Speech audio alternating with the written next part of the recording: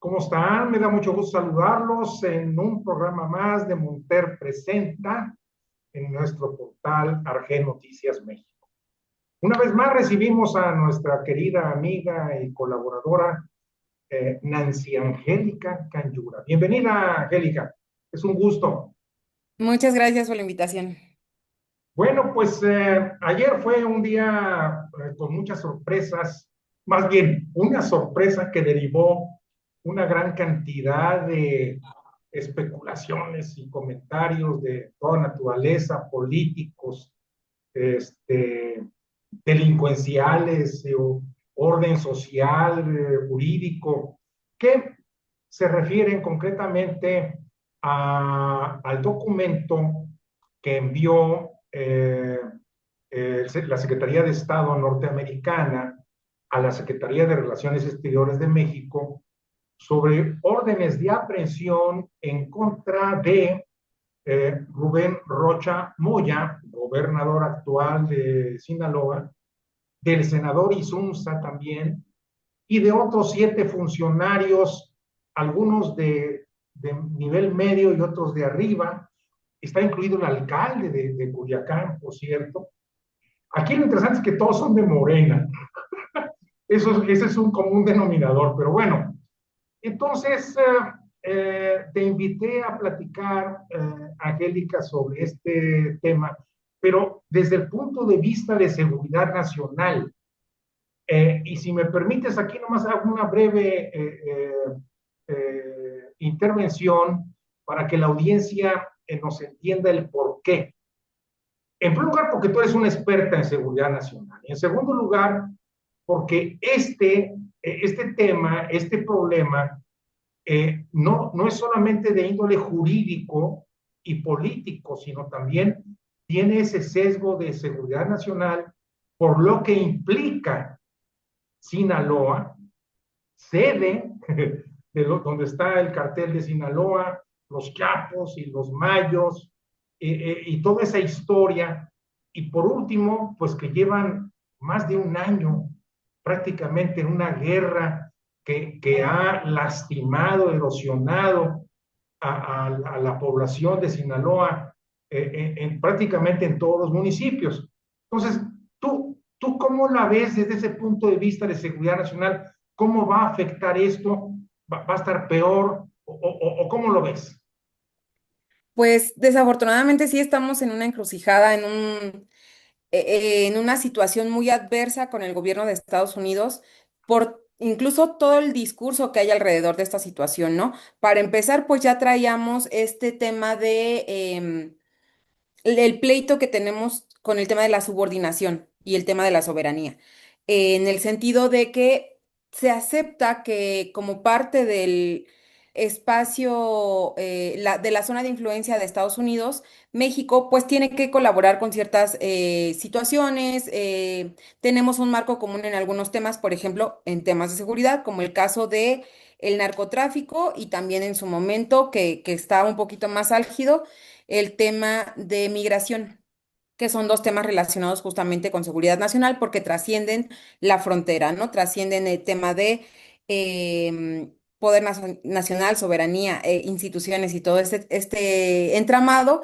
Y el tema de las drogas, pues ha sido muy sensible en ese sentido desde que existe en el discurso estadounidense el tema, ¿no? Desde que inició la estigmatización, por ejemplo, del consumo de marihuana en Estados Unidos y posteriormente que se declara la guerra contra las drogas en los 80. En ese sentido, México ha colaborado y sobre todo ha promovido este discurso político también, porque la política es muy importante en ese sentido, de colaboración, ¿no? De entendemos el rol que jugamos dentro del esquema de, el tráfico de drogas, sabemos que tenemos un papel en la producción de las drogas y con base en eso, pues tenemos este puente de diálogo y también de colaboración. Sin embargo, ha sido ya reiterado sobre todo desde en el contexto del gobierno de Donald Trump, de estar atacando al gobierno mexicano, de decirle que no hace lo suficiente, de señalar o de declarar a los grupos de delincuencia organizada como grupos terroristas, de amenazar constantemente de una intervención por parte de Estados Unidos a nuestro país. Y allí es donde tenemos el problema, porque justamente estamos en una situación compleja. Eso no es culpa de Claudia Sheinbaum, no es culpa de López Obrador. Así, aquí nos tocó vivir, ¿no? Como decía Porfirio Díaz, México tan lejos de Dios y tan cerca de Estados Unidos es nuestra cruz y es también nuestro beneficio en algunas situaciones, ¿no? También hemos tenido eh, beneficios de esta relación que tenemos de vecindad con Estados Unidos. Sin embargo, ahorita sí ya estamos en una situación muy tensa porque además en este discurso político tenemos mucho esta idea de que Estados Unidos lo da todo y México no hace nada, ¿no? Y en ese sentido, que el gobierno mexicano tiene colusión con los grupos de narcotráfico y que les ha permitido crecer. Y allí es donde tenemos el detalle más fuerte, porque además tenemos algo también muy en contra, y es que yo creo que no existe una persona en que no sea completamente cercana a Rocha Moya que pueda meter las manos al fuego por él. Todos los que lo conocemos de su versión pública, lo que vemos en medios, lo que vemos que ocurre en Sinaloa, nadie pudiese meter las manos al fuego por él. Nadie diría, yo doy fe y legalidad que ese hombre no está metido con el cártel de Sinaloa. Eso por no señalar que al final de cuentas, si nosotros analizamos todo el contexto de Sinaloa, muy difícilmente se ha dado un gobierno estatal o ha florecido la política en el estado sin una relación de gobernanza con el cártel de Sinaloa. Y todo el mundo lo dijo y justo cuando inició la guerra intestina del cártel de Sinaloa, muchos lo señalaron dentro del propio estado, ¿no? Nosotros nos hemos beneficiado de esa simbiosis que se hizo entre el cártel y como tal todas las estructuras sociales, políticas, económicas del estado. Sinaloa era un estado que incluso tenía una paz que no, que se consideraba muchas veces una paz narca, justamente por eso, porque no se entendía cómo había tantos estados incendiados en el país y Sinaloa estaba tranquilo. Ocurre la escisión, ¿Cómo la califica? ¿Una paz qué? Pax Narca, Paz narca. porque justamente derivaba de, o bueno, la teoría es que derivaba de Es acuerdos un que se tenían. acuerdo entre las partes, ¿verdad? Digo, Exactamente. evidentemente, ¿verdad? Ellos como narcos atienden sus negocios, cuidan el territorio y los políticos no se meten con ellos, las autoridades no los molestan y les piden a cambio eso, ¿no? También tú no enciendas el avispero, no hagas, digamos, guerra dentro de tu propio territorio y que fue lo que se hizo hasta que se rompieron los acuerdos con la detención de El Mayo y que además fue una detención que el Mayo lo dijo, ¿no? Fue orquestada por parte de la facción que ahora les llamamos los Chapitos, con la venia de el gobernador Rochamoya. Eso lo dijo el Mayo. Muchas veces dicen, bueno, pero pues es que es la palabra de un delincuente, es la palabra de un narcotraficante que está manchando la investidura del gobernador, ¿no? Pero bueno, tampoco es que sea muy difícil o que sea muy, que se requiera demasiado para creer esa versión, ¿no? Entonces, aquí la problemática es que son La prueba está, Angélica, que ahí estaba Rubén Rocha. exactamente, y que todo el entramado que tuvieron que hacer para disfrazar o para desviar la atención de que él había estado presente en esa reunión, de que se había mentido desde la fiscalía para en torno al asesinato de, me parece, de Cuen, que Sí. era la persona que, o sea, haciendo creer que lo habían asesinado en una gasolinería cuando había estado relacionado con esa reunión. Entonces, todo eso son pruebas que nos dicen sí es algo que puede ser, ¿no? Entonces, es muy desafortunado que un gobierno extranjero venga a decirnos, está pasando esto, cuando en primera aquí se sabía y en segunda cuando aquí no se ha hecho nada al respecto. Entonces, estamos ahora entre la espada y la pared, ¿no? Y estamos, lo digo porque como mexicanos también deberíamos tener esta unión de alguna manera con el gobierno federal en la defensa de nuestra soberanía, porque Estados Unidos está entrometido en las cuestiones de México y no por buena gente, no porque allí ellos sí quieran hacer justicia, que aquí no se hace, sino por sus propios intereses políticos. Entonces, y por, bueno, su necesidad en torno a su seguridad nacional, al control que puedan tener de México. En ese sentido, por eso es que estamos entre la espada y la pared, porque es cierto que esta gente en Sinaloa no se puede defender. Está muy complicado quien se quiera aventar esa labor de decir, no, estas personas no están ligadas con el narcotráfico, ya las investigamos, ya hicimos todo un proceso y las exoneramos. Eso no ha pasado. Solamente se ha dejado en el rumor y realmente la autoridad no ha investigado nada al respecto. La verdad es que a mí me parece incluso increíble que Rocha Moya siga gobernando Sinaloa después de todo lo que ha ocurrido. Era que por lo menos se hubiese, cuando ocurrió toda esta situación del Mayo, que por lo menos se le hubiese separado del cargo como ahora se busca hacer con la gobernadora de Chihuahua, separarla del cargo para investigarla. Lo mismo se tendría que haber hecho en su momento con Rocha Moya. Entonces, estamos en esa disyuntiva, ¿no? De no deberíamos permitir la intromisión del gobierno estadounidense para decirnos que uno de nuestros funcionarios, bueno, de un gobernador en funciones, está ligado con el narcotráfico, pero también es cierto que México no ha hecho lo propio para por lo menos generar una imagen de Estado de Derecho. Eso es también muy preocupante y eso pues afecta también la gobernabilidad. Es un problema de relaciones exteriores, sí, porque el gobierno de Estados Unidos está siendo muy intransigente, como lo habíamos dicho también en el caso de Chihuahua, que es un caso que sigue abierto, que no se ha dicho lo suficiente al respecto sobre la explicación de por qué había agentes de la CIA que estaban trabajando en teoría con gente del gobierno del estado de Chihuahua. Y esta intromisión, esta lógica de nosotros vamos a hacer el trabajo que ustedes no hacen, es algo desafortunado, es falto de toda diplomacia, es falto también de de todo protocolo de relaciones internacionales y genera una tensión innecesaria, me parece también, pero bueno, para ellos es de valor, de valor político para la reelección de Donald Trump, es también de valor mediático para desviar la atención de lo que está ocurriendo en Hormuz y sobre todo las fallas que ha tenido el gobierno de Estados Unidos en sus decisiones de intervención en otros países y los efectos que estos tienen en su propia sociedad, ¿no? Tan solo hay que ver el precio de la gasolina. Y también es de interés para que ellos puedan argumentar que realmente están haciendo algo en esta guerra contra las drogas, ¿no? Cuando hemos señalado constantemente desde México que ellos no hacen su parte por el lado del consumo ni por el lado del tráfico de armas.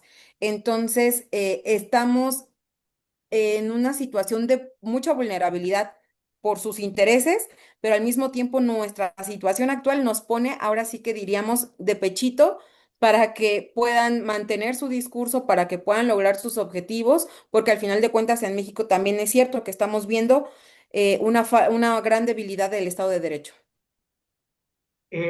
Angélica, es evidente que, perdón, voy a cambiar la pregunta porque esto puede ser más adelante.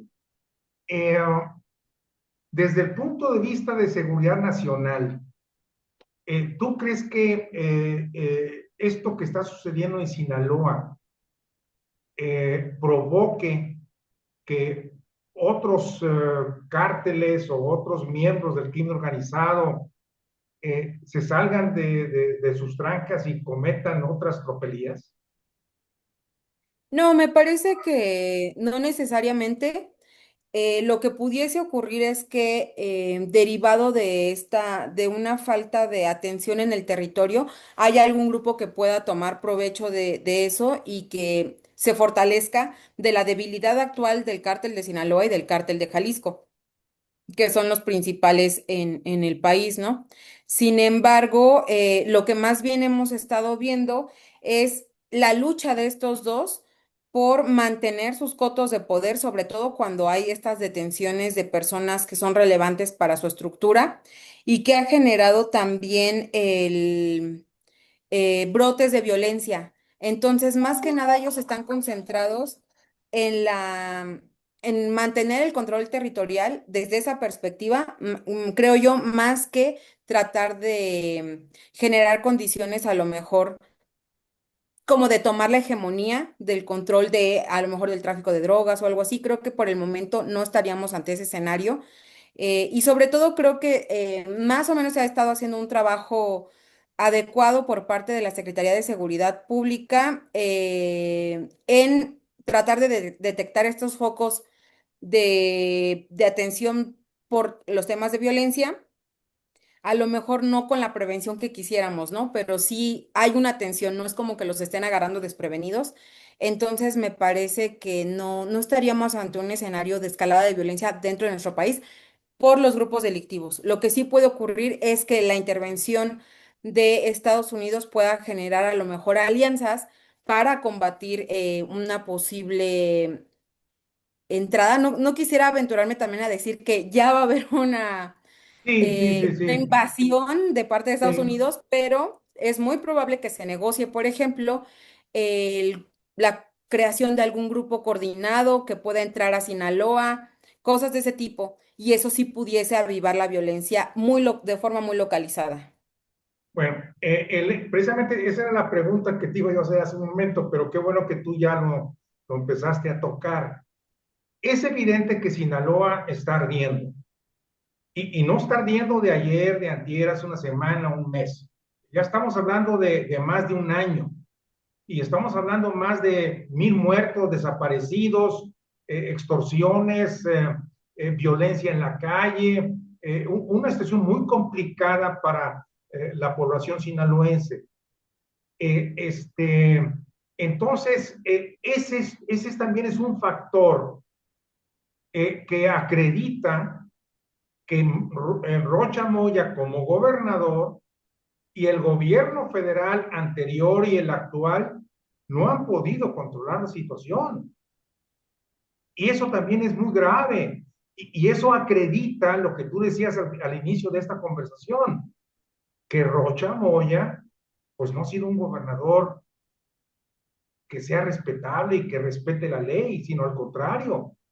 Entonces, yo te preguntaría entonces, si todos los créditos están dados en ese sentido, ¿por qué defender a Rocha Moya si ponen en una situación vulnerable a nuestro país? Sí, eso también me parece que es una posición muy complicada en el sentido de que se tiene que calcular milimétricamente cómo se va a actuar. Desde mi perspectiva, por ejemplo, diría que es imperativo iniciar públicamente la investigación en contra de Rocha Moya y de todas las personas señaladas, porque de no hacerlo se genera un clima de protección que no tiene que ver, ahí sí no tendría que ver con la soberanía, más bien tendría que ver con la protección de la 4T y sobre todo con esta idea de debilidad del Estado de Derecho, ¿no? De que ellos están por encima de la ley. Entonces me parece que sería necesario que el gobierno federal inicie una investigación en contra de estas personas, incluso, y eso, ¿no? Separándolos del cargo, por lo menos que pidan una licencia para que se permita la investigación adecuadamente, eh, porque también, o sea, abandonarlos y decir, ¿saben qué? Sí, los vamos a detener con fines de extradición es demasiado y es darle la razón también al gobierno de Estados Unidos, ¿no? Ustedes se hacen su trabajo, nosotros no. Casi a nosotros no nos interesa atender ese tema. Si ustedes sí, pues háganlo y ya nosotros hacemos cualquier otra cosa que podamos, ¿no? Díganos cómo les ayudamos. Y eso tampoco puede pasar. Entonces tiene que existir un discurso muy contundente de parte del gobierno federal de decir, bajo nuestros términos de soberanía, vamos a generar un esquema de investigación de todos los implicados, tanto en el evento de Sinaloa como en el de Chihuahua, como se ha estado haciendo, un ejemplo, lo del operativo Enjambre que se hizo en el Estado de México y zonas aledañas, lo vamos a hacer porque es cierto, tenemos suficientes indicios y no pasamos por alto, digamos, estos señalamientos que hace el gobierno de Estados Unidos. Sin embargo, lo vamos a hacer desde nuestra nuestros propios protocolos y nuestra propia legislación. No vamos a permitir una injerencia extranjera al respecto, pero tampoco, como decía, ¿no? Tampoco se pueden decir, no tienen pruebas y entonces no vamos a hacer nada porque se ve justamente como una protección que incluso para mí es un poco irreal también, ¿no? Como decía, desde que estalló el tema en Sinaloa, para mí me parece que no es entendible la defensa que tiene el gobierno federal y el apoyo que le han dado los gobernadores a Rocha Moya, ¿no? Tendría que haber existido desde el principio un marcaje, por lo menos para limpiarlo retóricamente, ¿no? De decir, él ya fue investigado y salió limpio. Ya, vamos a cerrar este caso porque a una persona no se le puede juzgar dos veces por el mismo evento, ¿no? Entonces, por lo menos ya se hubiese dicho algo, ¿no? En ese sentido, me parece que es muy importante que no se le proteja, pero que tampoco se le abandone porque no queremos tampoco el discurso de que ellos sí vienen a hacer su trabajo, los estadounidenses, y nosotros somos personas que no conocemos la justicia, ¿no? Aunque en el corazón a veces pensamos que así es. El hecho de proteger a Rocha, Angélica, me da la impresión es que este señor sabe mucho y si no lo protegen va a soltar la sopa y creo que va a embarrar a muchísima gente y pongo como ejemplo nada más para que nos ubiquemos también, las elecciones de gobernador en Sinaloa fueron prácticamente manipuladas, controladas y operadas por el crimen organizado. Y hubo demandas en el Tribunal Electoral Estatal y Federal de esta intervención a favor de Rocha y a favor de Morena, y las autoridades electorales se hicieron pacto, no resolvieron absolutamente nada. ¿Por qué? Porque estaban amenazadas por el crimen organizado. Entonces, esto tiene una serie de aristas que de alguna forma le dan esa, no encuentro la palabra, esa fortaleza a Rocha para decir, a mí no me tocan, porque si me tocan, aguas. Esa es la impresión que tengo, ¿no crees tú? Sí, desafortunadamente esa es un poco la sensación que nos ha dejado todo este tiempo que ha estado impune Rocha Moya, ¿no? Que tenemos esa sensación de, bueno, pues, ¿qué se le debe? ¿Por qué ese respaldo? ¿Por qué ese cobijo? Que si bien es cierto, también lo han tenido otros, ya lo tuvo también em, ay, se me acaba de olvidar el nombre, secretario de Gobernación y tabasqueño, em, Ah, Adán Augusto. Adán Ah, Augusto. Ha de sí. ser muy codo porque se me olvidó su nombre. O sea, lo hemos tenido, pero por lo menos él ya no está en esa posición, ¿no? Y Rocha Moya sí. Y entonces se sigue equivocando y sigue siendo notorio cómo su figura o cómo como tal el gobierno estatal realmente no ha hecho nada por disminuir la violencia en Sinaloa. Si diéramos por buenos los datos del gobierno, de la Fiscalía estatal, y decimos que efectivamente han bajado los homicidios, sería en todo caso por la intervención de la federación, no por lo que hizo el Claro. Estado. Y lo vemos incluso en que dentro de las acusaciones está el gobernador, están exsecretarios de seguridad pública, gente relacionada con la fiscalía. Todo el cuerpo de seguridad o las personas importantes del cuerpo de seguridad son las que están involucradas. Y también lo vemos en resultados, por ejemplo, en el asesinato de policías que Sinaloa tiene el primer lugar a nivel nacional en asesinato de policías. Entonces, em, realmente es indefendible la situación del Estado y la situación de los políticos del Estado. Entonces, si el gobierno federal quiere tomar el control de esta situación, tiene que tomar cartas en el asunto, tanto para investigar a esta gente como también para sentar las bases y generar protocolos de investigación de inteligencia a cualquier persona que pretenda obtener un cargo público de cualquier nivel. También ahora que tenemos el Poder Judicial sometido a elecciones, allí es donde también tenemos esa vulnerabilidad, ¿no? Nuestro aparato electoral está siendo vulnerado por la delincuencia organizada, entonces es necesario limpiarlo o limpiar a los candidatos, como sería más bien depurarlos de la posibilidad de que tengan vínculos con la delincuencia organizada, ¿no? Entonces, no hacerlo debilita las instituciones de nuestro país y nos pone justamente en bandeja de oro para que llegue Estados Unidos y nos diga, ustedes no están haciendo su trabajo y el hecho de que ustedes no lo hagan vulnera la seguridad nacional de nuestro país. Muy bien. Esto quiere decir que que esto que estamos platicando sería lo ideal. Es decir, coloquialmente hablando, el debería ser, ¿verdad? ¿Tú crees que esto se cumpla? Yo esperaría que sí, porque me parece que tampoco hay más salida. No hacerlo es generar también condiciones para que el gobierno de Estados Unidos tenga más armas para atacarnos, ¿no? Y para que eventualmente sí haya una intervención más agresiva, sobre todo en el contexto de que Donald Trump no es una persona que piense en términos de costo de largo plazo, ¿no? Ya lo vimos en la intervención en Venezuela, lo vimos en la intervención en Irán. No, no es una persona muy visceral No se y mide, parece no tener contención en su entorno. Entonces, no se mide. estamos muy vulnerables. Por último, Angélica, esto que tú acabas de tocar desde el punto de vista de seguridad nacional, no tanto desde el punto de vista de extradición y jurídico y todo el rollo. Los días, semanas y meses van a seguir transcurriendo y las elecciones en México serán en junio del próximo año. Pero también habrá elecciones en Estados Unidos en noviembre del mismo año. Y Trump está trabajando para no perder el control de la cámara baja, que es la que se está jugando. Esto quiere decir que ambos gobiernos van a estar jugando con esa ficha, la cuestión electoral. Pero me gustaría conocer tu opinión.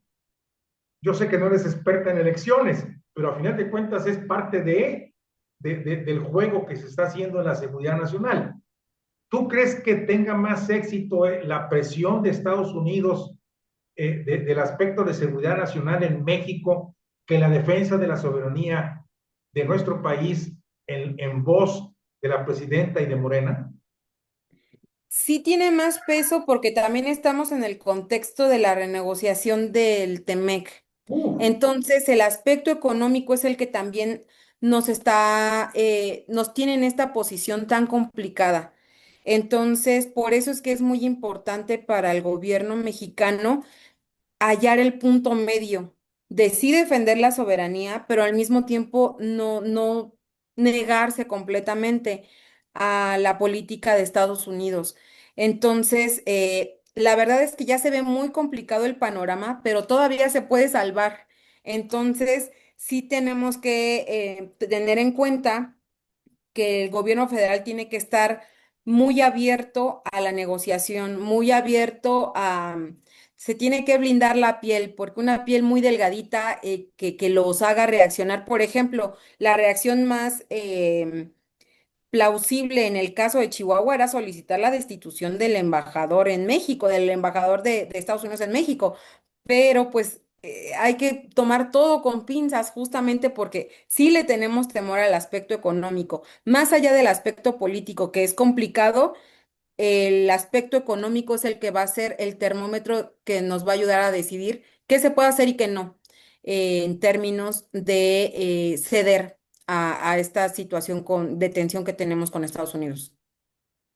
pues Angélica, como siempre, te agradezco mucho. Creo que nos has dado unos aspectos que son muy interesantes y que tenemos que seguir observando con lo que va a pasar, porque fíjate, yo no traía en el radar el TEMEC y ciertamente el TEMEC, no me atrevo a decir que es prioritario número uno, número dos, pero es parte de la ecuación de lo que estamos hablando. Y es muy Así. importante ese factor, muy importante, muy importante. Te mando un abrazo, mi querida Angélica, y como siempre, pues no nos despedimos porque creo que vamos a tener que seguir platicando mucho sobre esto porque va a haber, híjole, no quiero ser negativo, pero me atrevo a decirte que creo que coloquialmente hablando, ¿cómo se llama? El pergamino se va a ir desarrollando rápidamente y habrá muchos aspectos que tocar. Así es, aquí vamos a estar, estamos a la orden. Muy bien, muchas gracias, hasta luego. Hasta luego, un abrazo.